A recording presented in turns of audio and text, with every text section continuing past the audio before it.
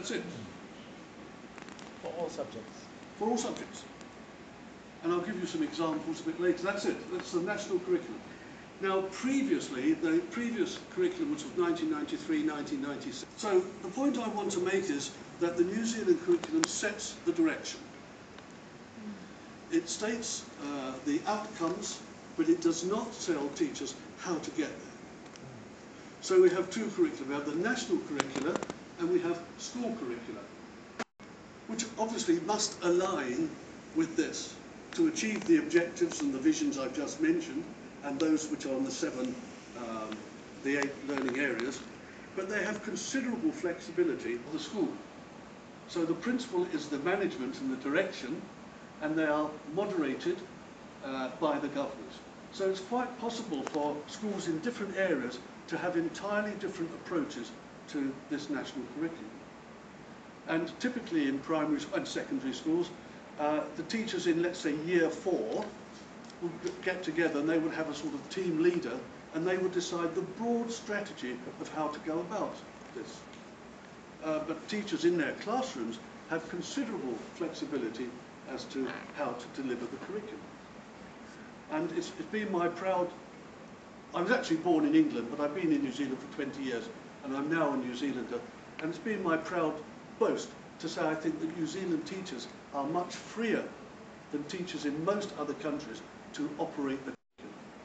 There are no set texts, no prescriptions, simply guidelines pointing out the outcomes.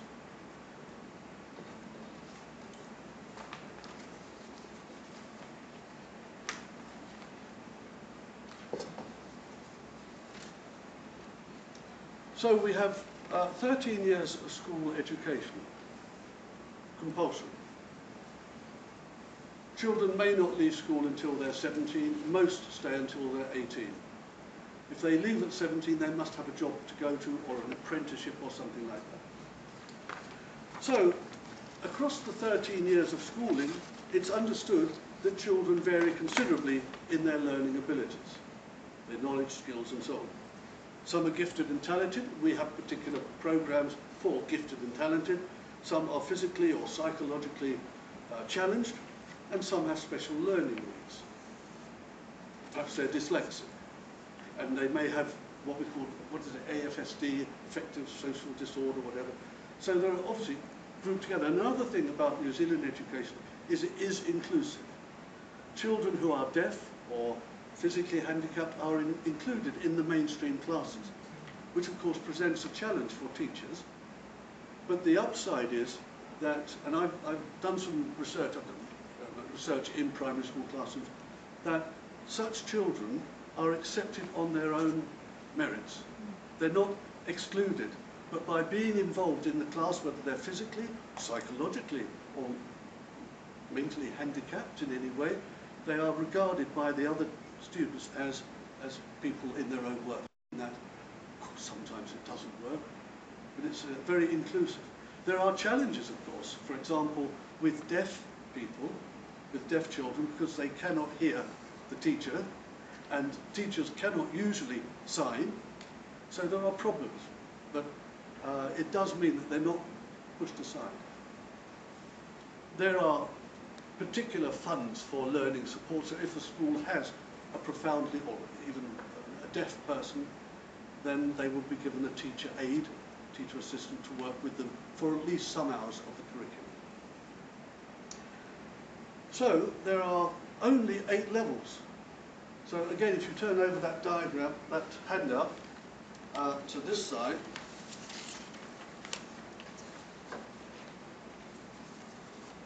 and this is quite a deliberate, and this has been in operation for a number of years, it recognises that there is no one level of ability for any one class. So if you look, for example, at year 3, you will have students at different levels from 3 to 7. So the recognition there is mixed ability learning, mixed ability teaching. So you cannot say that children at year 3 are all at the same level. They're not. It's recognised that they fulfil a spectrum.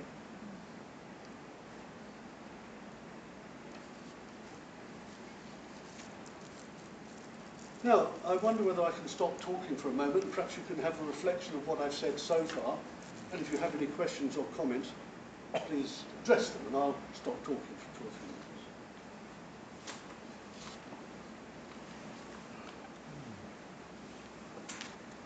3 minutes. Yes.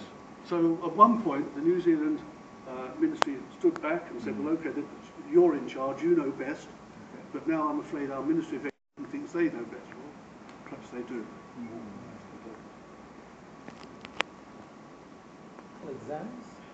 Right, national exam only at the age of 16 or 18, in years 11 and 13.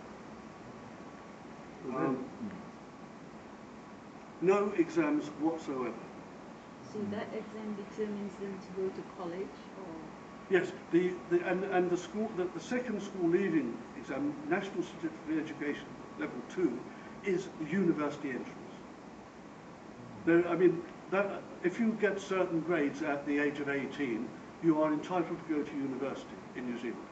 Some departments, some disciplines have particular requirements, for example, medicine, law, but with the benchmark at the second level of the National Certificate of Education, that is university entrance. So no exams. And traditionally we've had no exams until the age of 16. So pathway education until 16 years old. 17 years old. 17 years Yes, I've just been raised up.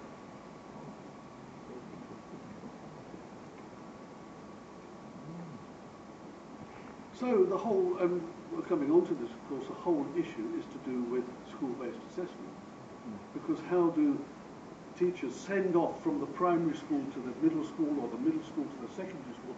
And of course they have to send reports, and the teachers in those higher levels have to understand what their competence of their intake is.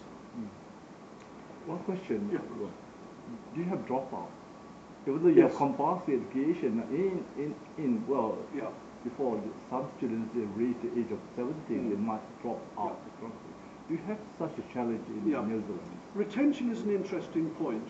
I mean, for example, obviously if a student has been ill for a considerable period of time, they may repeat a year. But that's very unusual, and a case has to be made to the Ministry of Education that this boy or this girl should be retrieved back. Because New Zealand believes it's very important for children of the same age to be taught together. We have a considerable importance on socialisation in our system. So that may be a question that has to be.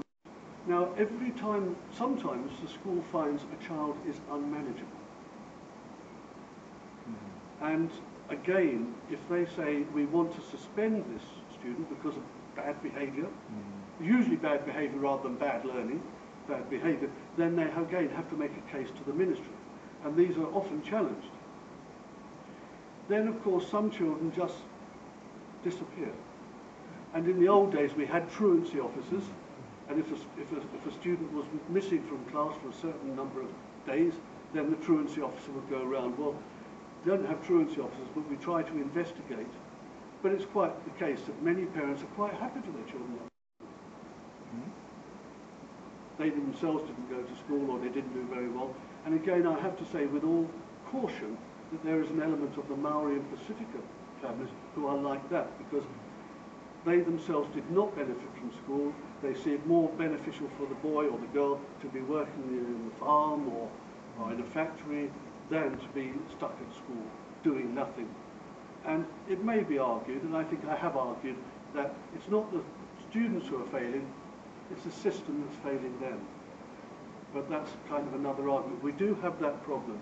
We have a very high level of education for the majority of our students, but we have a long tail of failure of the school to deal with particular students.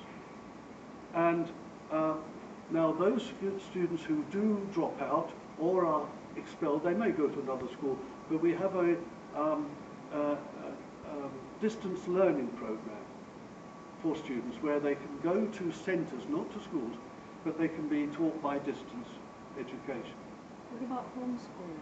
Homeschooling, yes, parents are perfectly entitled to homeschool their children, provided that, like the schools, they follow the national curriculum. So a number of parents, particularly in rural areas where schools may be distant, use the open school system. And for those students, it's obviously very beneficial because it's not only homeschooling, but one mother, usually, might take the children from children's farms around. It's also worth saying that we do have Maori medium primary schools. In fact, early childhood centres and Maori medium primary schools, and Maori children can go through the system using Maori only as the medium of instruction. They do hit a problem at the high school, at the secondary school, because there are not enough Maori medium secondary schools. So these children have an adjustment problem when they come in either to the middle school, the intermediate school, or the high school, because they've been taught in Maori, their terminology is Maori, the pedagogy is Maori, and they face a different system. I'll briefly say that up till now, the Maori schools have been very determined only to use Maori as the medium, not to use English, because they feel the need to revive the language, which by the time I arrived in the 1990s was dying. But these schools have revived the language. But the schools are now realising they do have to have some transitional programmes in English at the end of the school year. And similarly, the intermediate schools, where there are a number of Maori schools coming in, I mean, there are Maori people quite in my own town, for example. It's quite a heavy Maori population. If you go to the South Island, very few. But where there's an intake of a significant number of Maori pupils, then the schools will have a bilingual unit to ease them through. A bit of a digression, but it shows that their control is very much in the hands of the schools and the boards of trustees.